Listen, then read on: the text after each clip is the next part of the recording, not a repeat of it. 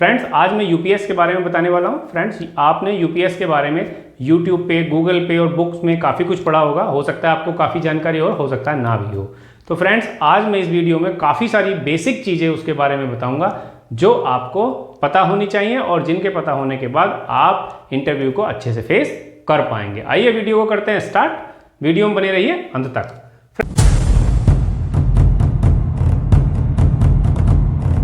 Friend जैसा मैंने लिखा हुआ है यूपीएस यानी अनइंटरप्टेड पावर सप्लाई, यानी अबाधित पावर सप्लाई, यानी बिजली को लोड जो होता है हमारा, चाहे वो कंप्यूटर हो, चाहे वो बल्ब हो, चाहे पैनल हो, चाहे हमारा आईसीयू में मशीनें हो, कुछ भी हो, उसको जो लोड है उसको सप्लाई अबाधित मिलती रहनी चाहिए, यानी अनइंटरप्टेड मिलती रहनी चाहिए, जिससे वो स्विचिंग ना हो पाए, यानी जब हमारा काम चल रहा है तो उसमें बीच में बंद ना हो। ठीक है, तो यूपीएस को अगर बोला जाए कि यूपीएस क्या होता है तो आप उसमें बताइए आराम से कि ऐसा डिवाइस या ऐसा यंत्र जो हमें अनइंटरप्टेड या अबाधित सप्लाई प्रदान करता रहे, उसे कहते हैं यूपीएस।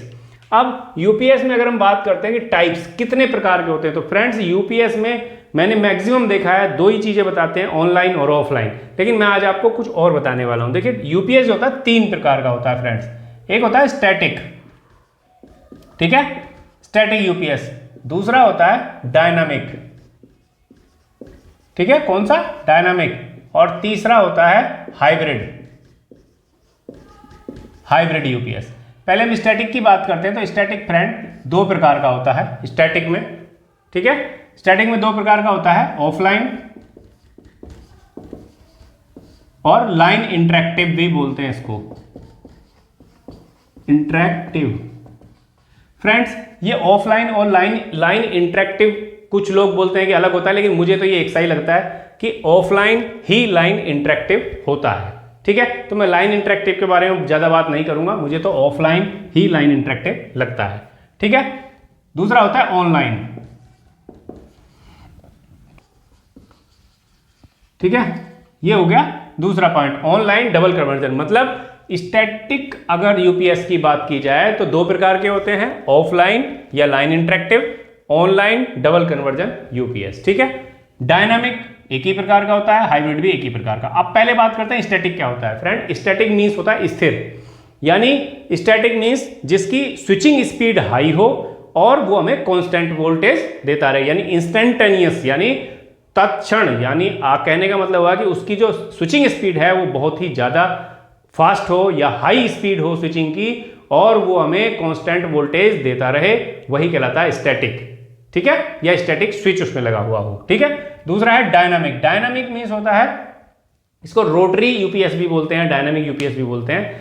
तो फ्रेंड्स जो डायनामिक या रोटरी यूपीएस होते हैं वो कौन से होते हैं, देखिए जो जिस पर हमारा कोई मूविंग पार्ट लगा हुआ हो सप्लाई देने के लिए। देखिए अबाधित सप्लाई हम डीजी से भी तो ले सकते हैं। अगर हमने डीजी चला दिया तो आप कोई भी इक्विपमेंट चलाते रहिए, जब तक डीजी चलता रहेगा, जब तक हमें अनइंटरप्टेड पावर सप्लाई मिलती रहेगी। तो डीजी भी एक प्रकार का यूपीएस ही है, जिसे हम डायनामिक यूपीएस के अंतर्गत आता है। मींस उसमें मूविंग पार्ट होता है, यानी प्राइम मूवर लगा करके हम जनरेटर को या उसका जो अल्टरनेटर है उसको चलाते रहते हैं और हमें अबाधित सप्लाई मिलती रहती है। ठीक है, तो डायनामिक के अंतर्गत आता है डीजी। अब हाइब्रिड, फ्रेंड अगर मैं हाइब्रिड की बात करूं, हाइब्रिड का मतलब हो गया जिसमें स्टैटिक और डायनामिक दोनों हो। ठीक है, स्टैटिक में कोई मूवेबल पार्ट नहीं होता है फ्रेंड, अब इसमें मूवेबल भी हो और अनमूवेबल भी हो। मींस कहने का ये है, अब जैसे आपने घरों में देखा होगा कि यूपीएस आजकल जो है सोलर लगवा लेते हैं हम। जैसे मान लीजिए हमारे घर का 2 किलोवाट लोड है और हमने 5 किलोवाट का सोलर सिस्टम लगवा लिया, तो होता क्या है कि हमारे घर का लोड तो 2 ही किलोवाट है, तो हम तो 2 किलोवाट ही कंज्यूम करेंगे। लेकिन जो 5 किलोवाट हमने सोलर सिस्टम लगवाया है उसमें से 3 किलोवाट सप्लाई जो है वो हम गवर्नमेंट को बेच देते हैं, यानी ग्रिड को बेच देते हैं, ग्रिड को चली जाती है, तो उसमें हमें रिबेट मिल जाता है। इस तरीके से भी सिस्टम लगाए जा रहे हैं। तो वो जो कहलाता है यूपीएस, वो हाइब्रिड यूपीएस कहलाता है, जो दोनों चीजों पर होता है। जैसे डीजी भी लगा हो, सोलर भी लगा हो और दोनों चीज, या यूपीएस भी लगा हो जो स्टैटिक वाला है, अगर उसको भी यूज किया जाए किसी प्रकार का, तो इन चीजों को अगर हम यूज करके सप्लाई हम दे रहे हैं, अनइंटरप्टेड सप्लाई दे रहे हैं, तो वो हाइब्रिड यूपीएस कहलाता है, जो सोलर सिस्टम के साथ होता है या डीजी के साथ होता है। डीजी और यूपीएस हम दोनों मिला के, बैटरी और डीजी, इसमें बैटरी भी यूज कर रहे हैं।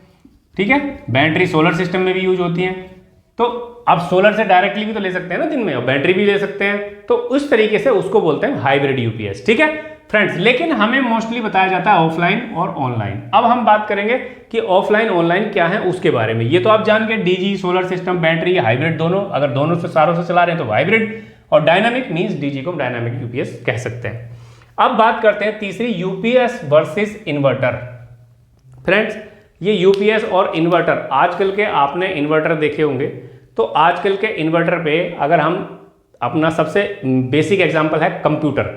मान लीजिए कंप्यूटर पर हम काम कर रहे हैं और कंप्यूटर हमारा सडनली बंद हो जाए, तो हम जो काम कर रहे हैं वो अधूरा रह जाता है और वो डिलीट हो जाता है ऑटोमेटिकली, यानी हम उसको जब तक सेव नहीं करते हैं वो हमारा फाइल परमानेंट नहीं हो पाती है, तो हमें वो काम दोबारा करना पड़ता है। इन चीज़ों को दूर करने के लिए हम कंप्यूटर पे क्या करते हैं, बेसिकली यूपीएस लगा देते हैं। ठीक है, अब देखिए फ्रेंड, आजकल आपने देखा होगा, अगर हम उस कंप्यूटर को, जो यूपीएस कंप्यूटर को जो ऑफिस में लगा होता है वो ऑनलाइन यूपीएस होता है, जो छोटा सा लगा हुआ होता है। ठीक है, अगर हम घर में या ऑफिस में भी अगर इन्वर्टर वाली सप्लाई पे यूपीएस को लगा देते हैं, तब भी तो वो स्विचिंग करता रहता है, यानी तब भी वो ऑफ नहीं होता है। ठीक है, इन्वर्टर पे भी लगाते हैं। तो फ्रेंड्स, आजकल जो इन्वर्टर आ रहे हैं उनकी स्विचिंग स्पीड भी इतनी ज़्यादा है कि ऑनलाइन यूपीएस की तरह ही वो काम करते हैं फ्रेंड। ठीक है, तो मेरे कहने का मतलब यह है, जो पहले इन्वर्टर आते थे, जिसने पुराने इन्वर्टर देखे होंगे, बहुत पुराने, काफ़ी समय पहले, 10 से 20 साल पहले, तो उस समय जब inverter switching speed, inverter change होता था, यानी बिजली जाती थी, तो उसमें एक बार को लाइट चली जाती थी, यानी हमें महसूस होता था कि लाइट गई, तुरंत ही आ जाती थी।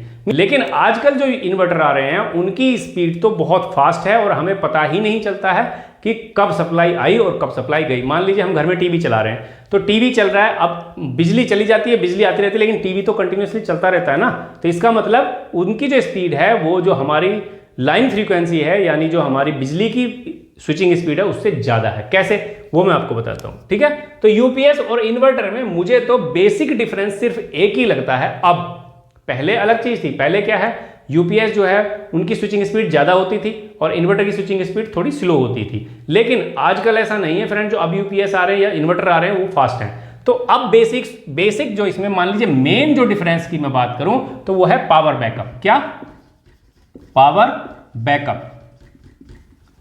फ्रेंड, यूपीएस जो होता है वो पावर बैकअप, उसमें ज़्यादा से ज़्यादा आधे घंटे, 40 मिनट, 1 घंटे, इससे मैक्सिमम नहीं होता, या 15 minute, 10 minute, according to load होता है। मान लीजिए हमने 20 मिनट का लगवाया है और उस पर 20 मिनट का हमने पावर बैकअप लगवाया है उसमें, और लोड उस पर कम चल रहा है, तो वो हो सकता है 30 मिनट चल जाए, 40 मिनट चल जाए, तो उससे ज़्यादा नहीं होता है यूपीएस में। लेकिन जो इन्वर्टर हम घरों में लगाते हैं वो घंटों के हिसाब से होता है, हो सकता है 24 घंटे चल जाए, हो सकता है 12 घंटे हो सकता है 2 दिन भी चल जाए, तो उसमें जो है पावर बैकअप ज़्यादा होता है। इसी यही बेसिक डिफरेंस है इन्वर्टर और यूपीएस में।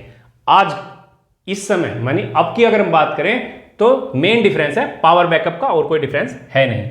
अब मैं बात करता हूँ स्विचिंग स्पीड। फ्रेंड्स, सब कुछ खेल जो होता है यूपीएस में स्विचिंग स्पीड का होता है। ठीक है, चाहे वो ऑनलाइन हो चाहे वो ऑफलाइन हो, स्विचिंग स्पीड अगर हाई है तो ऑफलाइन वाला भी ऑनलाइन की तरह ही काम करता है। कैसे, देखिए मैं आपको इसके लिए एक चीज बता देता हूं, पहले वो कहीं भी आपने नहीं देखी होगी, ना ही आपको कोई बता पाया होगा। फ्रेंड, हमारी जो फ्रीक्वेंसी है इलेक्ट्रिसिटी की, ठीक है, फ्रीक्वेंसी है 50 हर्ट्ज। जानते हैं आप, जो इलेक्ट्रिसिटी होती है उसकी फ्रीक्वेंसी 50 हर्ट्ज है। ठीक है, इस 50 हर्ट्ज का मतलब क्या है? 50 हर्ट्ज का मतलब है कि हमारी जो सप्लाई है ऐसे चलती है। ठीक है, तो फ्रेंड ये क्या है, एक 50 हर्ट्ज का मतलब हो गया कि 1 सेकंड में 50 बार सप्लाई ऑफ होती है। क्या होती है? 50 बार ऑफ होगी, 50 बार ऑन होगी। ठीक है, तो हमारी जो फ्रीक्वेंसी हुई 50 हर्ट्ज का मतलब हो गया 1 सेकंड में 50 बार। अब 1 सेकंड में होते हैं 1000 मिली सेकेंड। ठीक है, इसमें 50 बार ऑफ होगी, ठीक है, ऑन होगी, ऑन होगी 50 बार। तो अब अगर हम इसको डिवाइड करें तो 20 मिली सेकेंड में एक बार ऑफ ऑन हो जाएगी। ठीक है, एक बार ऑफ हो जाएगी, ऑन हो जाएगी, 20 मिली सेकेंड लगते हैं। मींस जो हमारी सप्लाई चलती है, यानी जो हमारी रॉ पावर 220 वोल्ट आ रही है, 440 वोल्ट आती है, उसकी फ्रीक्वेंसी 450 हर्ट्ज होती है। उसका मतलब ये है कि उसको हर 20 मिली सेकेंड के बाद सप्लाई ऑफ होती है, ऑन होती है, ऑफ होती है, ऑन होती है। तो फ्रेंड्स, यदि इस 20 मिली सेकेंड से ज्यादा की स्विचिंग स्पीड होगी, मान लीजिए 60 मिली सेकेंड की स्पीड है, तो वो हमें पता चलेगी। देखिए होता क्या है, अगर हम अपने बल्ब को गौर से देखें बहुत ज्यादा, तो उसमें क्या है, हमें on off on off on off on off महसूस देता है। तो 20 मिली सेकेंड वो बहुत बारीकी से महसूस देता है, वैसे नहीं देगा नॉर्मली, ठीक है। लेकिन अगर इस 20 मिली सेकेंड को 60 मिली सेकेंड स्विचिंग स्पीड, ये भी स्विचिंग ही है, स्विच क्या ऑन ऑफ हो रहा है एक तरह से फ्रीक्वेंसी जो है, तो ये जो 60 मिली सेकेंड की अगर स्विचिंग स्पीड होगी तो वो हमें नॉर्मली अच्छे से दिखाई देगी। और अब देखिए, मान लीजिए कंप्यूटर चलता है, ठीक है, तो कंप्यूटर पे जब एसी सप्लाई हम देते हैं तो वो एसी सप्लाई भी 20 मिली सेकेंड में ऑन ऑफ होती रहती है। एसी, डीसी नहीं होती है फ्रेंड, एसी होती है, इसीलिए उसको अल्टरनेटिव करंट बोलते हैं, ठीक है, एसी बोलते हैं। तो जब 20 मिली सेकेंड में वो ऑन ऑफ हो रही, तो हमारा कंप्यूटर अच्छे से काम कर रहा है, कोई दिक्कत नहीं है, ना वो ऑफ होता है ना रीस्टार्ट होता है, चलता रहता है, ठीक है। लेकिन अगर उसकी स्विचिंग स्पीड 60 मिली सेकेंड हो जाए तो वो ऑफ हो जाएगा, ठीक है। तो मींस अगर हम अपने इन्वर्टर की या यूपीएस की स्पीड 60 मतलब 20 मिली सेकेंड या इससे कम रखें, यानी 15 मिली सेकेंड रख लें, 17 मिली सेकेंड रख लें या 18 मिली सेकेंड रख लें, 20 मिली सेकेंड से अगर हम कम रखेंगे तो उस यूपीएस को मान के चलो कि उसका हमें पता नहीं चलेगा सप्लाई का कि सप्लाई उसमें गई है, यानी जो भी लोड लग रहा है उस लोड को ये महसूस नहीं होगा कि सप्लाई गई। मींस 20 मिली सेकेंड पे तो ऑन ऑफ हो रहा है, वो डिजाइन ही ऐसे हुआ है कि 20 मिली सेकेंड में ऑन ऑफ अगर होता है तो वो चलता रहेगा। अगर सप्लाई गई और उसने 15 मिली सेकेंड में ही ऑन कर दी बैटरी बैकअप से, तो उसको पता ही नहीं चलेगा, यानी वो यूपीएस चलता रहेगा कंटिन्यू, तो वो हमारा जो है यूपीएस हो गया, अनइंटरप्टेड पावर सप्लाई। तो आजकल जो इन्वर्टर आ रहे हैं फ्रेंड, वो इन्वर्टर भी लगभग 20 मिली सेकेंड की स्पीड के ही आ रहे हैं, स्विचिंग स्पीड उसमें भी 20 मिली सेकेंड है। यानी जो हमारा टीवी चलता रहता है, यूपीएस घर में जो हमारा कंप्यूटर घर में चलता रहता है, लैपटॉप घर में चलता रहता है, या कोई भी चीज़ ऐसी है जिसमें बैटरी बैकअप नहीं है, कंप्यूटर जैसे हम चलाते हैं घर में, तो वो भी ऑन ऑफ नहीं होता, ठीक है, वो चलता रहता है। इसका मतलब इन्वर्टर जो है वो हमारा 20 मिली सेकेंड के आसपास की स्विचिंग स्पीड अब दे रहे हैं। उसमें भी यूपीएस का ऑप्शन होता है, जब हम यूपीएस के ऑप्शन पर डाल देते हैं तो उसकी स्विचिंग स्पीड और कम हो जाती है, ठीक है फ्रेंड। तो पहली बात तो ये समझ गए आप, अगर 60 मिली सेकेंड की स्पीड है तो हमें ऑन ऑफ का पता चलेगा, और हमारा जो भी कोई इक्विपमेंट है, क्योंकि सारे इक्विपमेंट हमारे 50 हर्ट्ज फ्रीक्वेंसी पे डिजाइन होते हैं, तो वो बंद हो जाएगा, ठीक है। तो उसकी जो स्पीड है, स्विचिंग स्पीड 20 मिली सेकेंड या उससे कम होनी चाहिए, तो हमारा कोई भी इक्विपमेंट बंद नहीं होगा। तो ये तो होती है स्विचिंग स्पीड की बात। तो यूपीएस में जो स्विचिंग स्पीड होती है वो 20 मिली सेकेंड से कम होती है, ठीक है। लेकिन इन्वर्टर की स्पीड जो है 20 मिली सेकेंड से पहले क्या था, 60 मिली सेकेंड के आसपास आती थी, तो हमें पता चलता था कि लाइट गई और यूपीएस अब इन्वर्टर पे आ गया। तो उसके लिए क्या है, 2 या 3 बल्ब लगा देते थे, जिससे पता चलता रहता था कि यूपी उस पर चल रहा है इन्वर्टर पे, ठीक है। तो फ्रेंड ये तो हो गई स्पीड की बात। तो हमें कितनी स्पीड चाहिए, 20 मिली सेकेंड से कम। अब बात करते हैं कि ऑनलाइन और ऑफलाइन क्या होता है, ऑनलाइन और ऑफलाइन क्या होता है। तो फ्रेंड सबसे पहली बात तो यूपीएस हमें जरूरत क्यों है। यूपीएस की जरूरत इसलिए होती है, कोई भी क्रिटिकल इक्विपमेंट, चाहे वो कॉस्टली हो, चाहे वो लाइफ सेविंग इक्विपमेंट हो, या जो भी क्रिटिकल इक्विपमेंट है, या कहीं टेस्टिंग चल रही हो जिसे हम इंटरप्ट नहीं कर सकते हैं, या हमें बहुत ही सेंसिटिव इक्विपमेंट आते हैं जिसमें जो है बिल्कुल एक्यूरेट सप्लाई वोल्टेज देनी होती है, तो वहां जो है हम यूपीएस लगा देते हैं।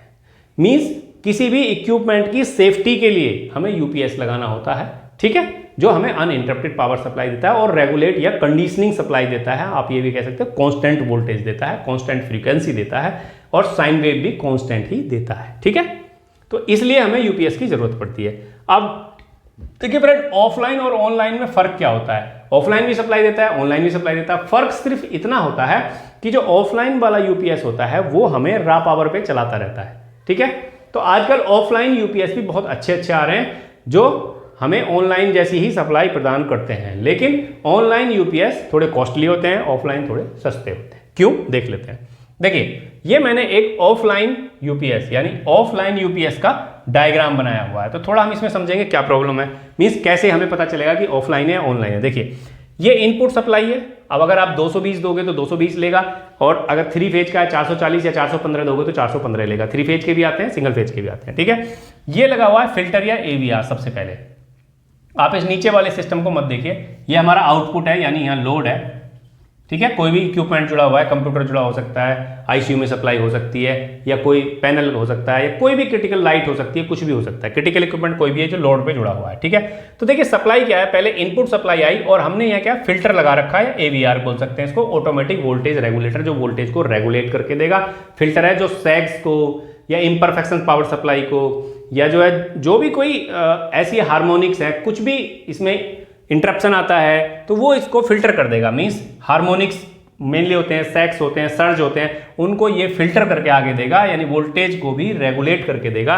देखिए जब पीछे से सप्लाई आती है तो सप्लाई पे बहुत सारा लोड जुड़ा होता है, रॉ पावर पे, यूटिलिटी पावर बोलते हैं उसको। उसमें क्या है, वोल्टेज अप डाउन होते रहते हैं पीछे से भी, तो उसको ये रेगुलेट करके देगा। यानी अगर यहाँ 220 वोल्टेज अभी हमने दी है और ये हो सकता है 210 आ रही हो सकता है 205 आ रही हो या 190 आ रही हो, लेकिन यहाँ हमें जो 220 करके देता रहेगा, एक्यूरेट ऑटोमेटिक वोल्टेज रेगुलेटर लगा होता है। ठीक है, ये मॉडिफाई हो गए, अब पहले ये नहीं थे, रॉ पावर ही हमें फॉरवर्ड कर देते थे। अब मान लो बहुत सस्ता आप लेना चाहो कि भाई मुझे नहीं, सस्ता यूपीएस चाहिए, सस्ता यूपीएस चाहिए, तो वो क्या करेगा, ये एवीआर लगाने की क्या जरूरत, क्या फिल्टर लगाने की क्या जरूरत है, डायरेक्ट सप्लाई दे दो, सिर्फ स्विच लगाएगा।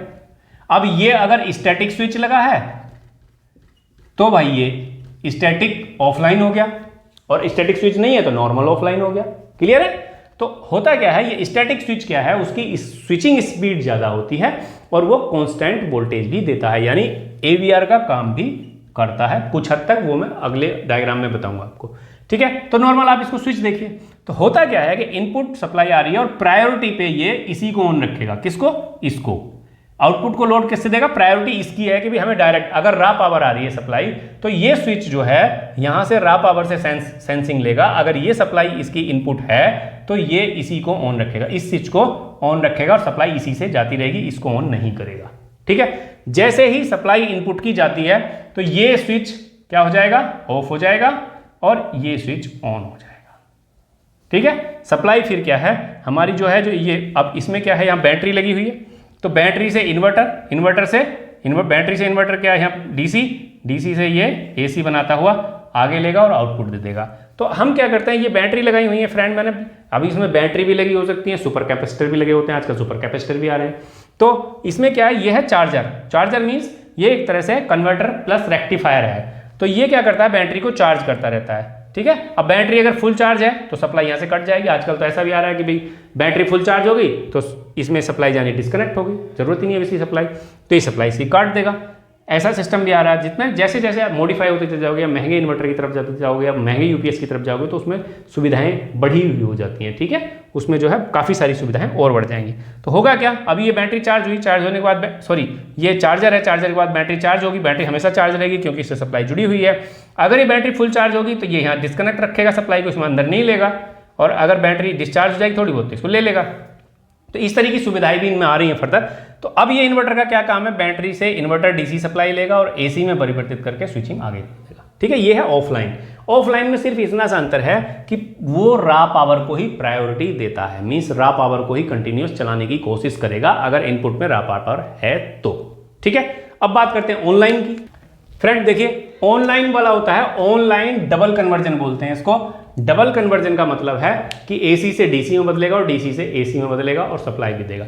नॉर्मली हम क्या मान के चलते हैं कि ऑनलाइन यूपीएस में कि बैटरी चार्ज होती है और बैटरी से कंटिन्यूअस लोड रहता है। फ्रेंड अगर हम होता वैसा भी है ऑनलाइन यूपीएस में, मैं डिनाई नहीं करता, लेकिन जैसे जैसे टेक्नोलॉजी फास्ट होती जा रही है तो अब ऐसा नहीं होता है। अगर मान लीजिए बैटरी को हम कंटिन्यू चार्ज करते रहें और कंटिन्यू उसको डिस्चार्ज करते रहें, यानी लोड बैटरी से लेते रहें, तो फ्रेंड क्या है, बैटरी की लाइफ बहुत कम हो जाती है। ठीक है, बैटरी की लाइफ कम हो जाएगी, मान लीजिए 3 साल चलनी चाहिए, वो 1 साल 1.5 साल 2 साल चलेगी, तो बैटरी की लाइफ कम होगी। तो अब उसमें क्या है, सिर्फ स्विचिंग स्पीड का खेल है। हमने स्विचिंग स्पीड हाई कर दी है तो उसमें जो है ऑनलाइन की तरह ही काम करता है। अब ऑनलाइन में क्या फर्क है, ये क्या करता है फ्रेंड, देखिए मैंने पहले डायग्राम देख लेते हैं। ये इनपुट सप्लाई है, इनपुट सप्लाई से ये पहले क्या करेगा, converter plus rectifier means AC को डीसी में बदलेगा। ठीक है, अब एसी को डीसी में बदलने का मतलब है अगर ये 220 वोल्ट पे काम कर रहा है तो 220 वोल्ट एसी को 220 वोल्ट में ही बदलेगा। क्लियर, ये चीज ध्यान रखना। ठीक है, जो अब ऑनलाइन आ रहे हैं 220 से 220 बदल दी, अब 220 बदलने के बाद यहां से 220 को पुनः बदलेगा 220 एसी में और फिर आउटपुट लोड को कंटिन्यू देगा। तो ये प्रायोरिटी किसको देगा,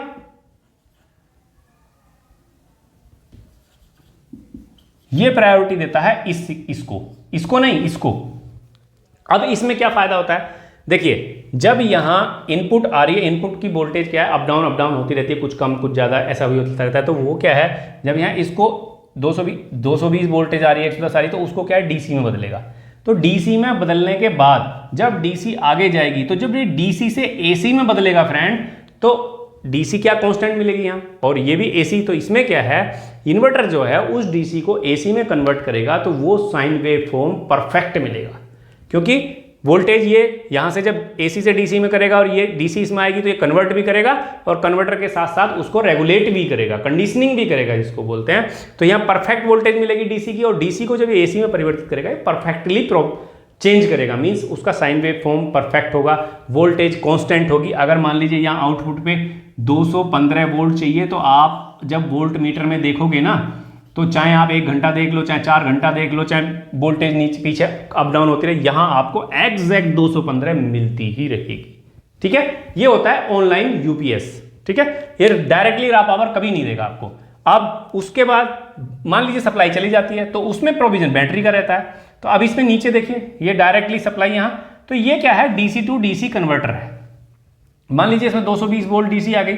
अब यहां क्या बैटरी बैंक लगा है या सुपर कैपेसिटर लगा है। ठीक है, बैटरी बैंक भी हो सकता है, सुपर कैपेसिटर भी हो सकता है, अलग लगा रहता है। तो ये क्या है, 12 वोल्ट बैटरी का सिस्टम भी हो सकता है, 24 वोल्ट बैटरी का सिस्टम भी होता है, 60 वोल्ट बैटरी का सिस्टम भी हो सकता है। नॉर्मली ये जो है 60 वोल्ट बैटरी का सिस्टम लगाते हैं जब बड़ा लगाते हैं, तो ठीक है 12 वोल्ट, 24 वोल्ट, 60 वोल्ट कुछ भी हो सकता है। तो डीसी टू डीसी कन्वर्टर का मतलब है 220 वोल्ट की डीसी को ये 60 वोल्ट में बदले, या 24 वोल्ट का हो तो 24 वोल्ट में बदले, 12 वोल्ट का हो तो 12 वोल्ट में बदले। ठीक है, और ये बैटरी को चार्ज करता रहे या सुपर कैपेसिटर को चार्ज करता रहे। ठीक है, तो ये हो गया डीसी टू डीसी कन्वर्टर इसलिए। लेकिन अब किसी वजह से सर्किट इसमें डबल रहता है। मान लीजिए अब ये जो है इन्वर्टर है, तो अब ये सप्लाई चली जाती है। जब सप्लाई चली जाएगी तो बैटरी से वापस लेगा सप्लाई, बैटरी सप्लाई लेगा तो फिर ये 220 डीसी में करके इसको वापस दे देगा, 220 डीसी आएगी, इन्वर्टर चेंज करेगा और फिर से आगे उससे सप्लाई दे देगा। तो फ्रेंड होता क्या है, इससे सप्लाई आती भी है जाती भी है, तो कंटिन्यूअसली इस पर लोड नहीं रहता बैटरी पर। मेरा मानना तो ऐसा ही है। ठीक है, जो आजकल यूपीएस आ रहे हैं वो कंटिन्यूअसली यूपीएस बैटरी पर लोड नहीं रखते। उनकी जो स्विचिंग स्पीड है, जो यहाँ एक स्विच लगा रहता है, जो स्विच है मीन्स यहाँ सप्लाई गई तो इस पे आ जाए और ये सप्लाई गई तो इस पे आ जाए, तो यहाँ भी स्विच लगा हुआ होगा एक। ठीक है, आप मान के चलिए कि इसमें नहीं होगा, इसमें स्विच होगा, सॉरी, तो यहां एक स्विच लगा हुआ है ये, तो जब तक ये है ऑन है। अब ऐसा मान के चलिए कि जब सप्लाई जाए तो इसको फीडबैक मिल जाएगा भाई इससे रिटर्न देना है वापस, तो ये इसको ऑन कर दे फटाफट, इसको रिटर्न चला जाए। मीन्स स्विचिंग स्पीड इतनी हाई हो गई है कि ये चार्ज हो रहा है, अब ये स्विच ऑफ है, हमारा फुल्ली चीज चार्ज है, तो यहाँ स्विच ऑफ हो गया। इसने फीडबैक ले लिया कि भाई हमारा जो कैपेसिटर बैंक है फुल्ली चार्ज है, 60 उसमें प्रॉपर बैटरी चार्ज है, तो ये ऑफ। अब जैसे ही पीछे से सप्लाई जाए तो फीडबैक यहां से भी आए, इसको इनपुट की सप्लाई जाए तो ये क्या तुरंत ऑन हो जाए कि इसको रिटर्न सप्लाई देनी है। ठीक है, तो ये जो स्विचिंग स्पीड है ये अगर 20 मिली सेकेंड से भी कम, यानी 10 मिली सेकेंड, 15 मिली सेकेंड इतनी हो, तो इसको क्या पता चलेगा, लोड को तो कुछ नहीं पता चलेगा ना, क्योंकि वो तो सारे के सारे 50 यानी 20 मिली सेकेंड के लिए डिजाइन है ना, सारी ही फ्रीक्वेंसी जो उसकी 20 मिली सेकेंड के लिए डिजाइन है। ठीक है, तो इसलिए अब जहां बहुत ही सेंसिटिव होते हैं, जिसमें जो है स्विचिंग स्पीड चाहिए ही नहीं, तो वहां हम डीसी दे देते हैं सप्लाई डायरेक्टली। ठीक है, तो उसमें स्विचिंग स्पीड चाहिए ही नहीं। तो अगर एसी सप्लाई चलेगी तो हमारा कोई भी इक्विपमेंट डिजाइन होगा 20 मिली सेकेंड की स्विचिंग स्पीड पे ही डिजाइन होता है, नहीं 50 हर्ट्ज की फ्रीक्वेंसी पे डिजाइन होता है। ठीक है फ्रेंड, तो ये सिस्टम होता है। अब प्रायोरिटी देखिए, ऑफलाइन में प्रायोरिटी होती है रॉ पावर को, ऑनलाइन में प्रायोरिटी होती है डबल कन्वर्जन। डबल कन्वर्जन का मतलब है पहले एसी को डीसी में बदलो, फिर डीसी को एसी में बदलो, फिर आगे दे दो। फ्रेंड्स ये मैं 220 एग्जैक्टली लिख रहा हूं कि 220 से 220 में बदलेगा 200, ये जरूरी नहीं है जो मैं बोल रहा हूं एग्जैक्टली ऐसा ही हो। वोल्टेज का वोल्टेज अप डाउन चेंज कुछ भी हो सकता है 220 में ना बदले, 60 में ही बदले, या 24 में बदल के डायरेक्ट दे, डीसी टू डीसी कन्वर्टर लगाई हुआ ना हो, तो ये सब चीज होती है। लेकिन लेटेस्ट टेक्नोलॉजी में ऐसा आ रहा है सिस्टम, ठीक है, जिससे हमारी बैटरी बैंक और इनकी लाइफ बढ़ जाती है, ऐसा चल रहा है। ठीक है, तो आप ये मान के चलिए कि ऑनलाइन जो डबल कन्वर्जन है, डबल कन्वर्जन इसको इसलिए बोलते हैं कि एसी को डीसी में और डीसी को एसी में फिर बदल के डायरेक्टली सप्लाई देता रहता है। होता तो ऑफलाइन माने भी डबल कन्वर्जन है, उसमें पहले बैटरी चार्ज होती है फिर बैटरी जाती है, लेकिन डायरेक्टली सप्लाई नहीं जाती लोड को, वो बैटरी के थ्रू ही जाती है। फिर इसमें क्या है, डबल कन्वर्जन से डायरेक्टली सप्लाई जाती है और बैटरी की जब जरूरत होती है जब बैटरी इसको सप्लाई देती है। ठीक है, अब फ्रेंड मान लीजिए सिस्टम ये चल रहा है, देखिए सेफ्टी और देखिए, पहली बार सप्लाई गई तो बैटरी पे लोड आ गया, क्लियर, वो चलता रहेगा। अब बाय द वे आप मान के चलिए कि ये इन्वर्टर खराब हो जाए, किसी वजह से इसमें आग लग जाए, अंदर कोई शॉर्ट हो जाए, कोई सर्किट हो जाए, और हमारा क्रिटिकल इक्विपमेंट आगे लगा हुआ है, चल रहा है, तो उस कंडीशन में भी हमें सप्लाई चाहिए। ठीक है। तो अब मान लीजिए ये खराब हो जाए तो क्या करेगा, ये क्या करेगा, यहां भी ये जो स्विचिंग, इस पे स्टैटिक स्विच लगा हुआ है, तो ये स्टैटिक स्विच क्या करेगा फ्रेंड, ये इससे फीडबैक लेता रहता है कि इसमें इन तो है, ये स्विच लो आउटपुट जो सप्लाई रहती है यहां, इससे फीडबैक ये लेता रहता है, और इसका मतलब जब तक यहां सप्लाई रहेगी ये इसको ऑन नहीं करेगा। ठीक है। ये ऑटो और मैनुअल दोनों होता है फ्रेंड। ठीक है। हम क्या करते हैं, इसको ऑटो में डाल के रख देते हैं अगर क्रिटिकल इक्विपमेंट रहता है। ठीक है। तो हम ऑटो में डाल के रख दिए। अब जैसे ही यहां आउटपुट नहीं निकलेगी, चाहे वो इसकी गलती हो, चाहे वो इसकी गलती हो, और चाहे वो इसकी गलती हो, किसी भी गलती से, तो क्या करेगा, ये इसको ऑन कर देगा। इसकी स्पीड भी 20 मिलीसेकंड से कम होगी। तो क्या करेगा, जो हमारा क्रिटिकल इक्विपमेंट आगे लगा है वो अब रॉ पावर लेता रहेगा, लेकिन ये क्या करेगा, ये उसको कंडीशनिंग करता है, इसीलिए इसको स्टैटिक स्विच बोलते हैं। मींस ये स्टेबल वोल्टेज ही देगा, मगर ये उतनी स्टेबल या उतनी वेव साइन वेव फॉर्म नहीं देगा जितना इसके थ्रू जाती है। ठीक है। करेगा कंडीशनिंग, मगर इमरजेंसी के लिए यूज कर सकते हैं। अब इमरजेंसी में चलते रहेगा, क्रिटिकल इक्विपमेंट चलता रहेगा, बाई दी वे ये खराब होगा तो अलार्म जनरेट करेगा, भाई ये चीज खराब हो गई है या ये दिक्कत हो गई है, तो उसको चेक करके हम दोबारा रिपेयर कर सकते हैं। सेकंड थिंग, मान लीजिए हमें ये सर्विस करना है इतना सिस्टम, या हमें चेक करना है, तो हम यहाँ बाईपास, ये जो ऑटो मैनुअल वाला होता है, हम इसको मैनुअली ऑन कर देंगे और सप्लाई हमारी इसके थ्रू जाती रहेगी। ये हम अंदर से खोल के सर्किट चेक कर सकते हैं, देख सकते हैं, अगर हम हटा नहीं सकते तो। वैसे ये ऑटो मैनुअल होता है, लेकिन ये ऑटो के लिए ही होता है, और आजकल ऑटो में ही सब सिस्टम चलता है, हमें पता नहीं चलता है। फ्रेंड, आशा करता हूँ आपको यूपीएस के बारे में काफ़ी कुछ जानकारी मिल गई होगी। अगर आपको कुछ ऐसा लगता है कि इसमें और कुछ पूछना है या कुछ आपको पता नहीं चला है, तो आप मुझे कमेंट कर सकते हैं वीडियो के अंत में, और मैं आपको उसमें रिप्लाई करूँगा। फ्रेंड्स, आशा करता हूँ आपको ये पसंद आई होगी। अगर आपको पसंद आई हो वीडियो तो मेरी वीडियो को लाइक करें, शेयर करें और चैनल को सब्सक्राइब करना ना भूलें। आज के लिए इतना ही, बहुत बहुत धन्यवाद।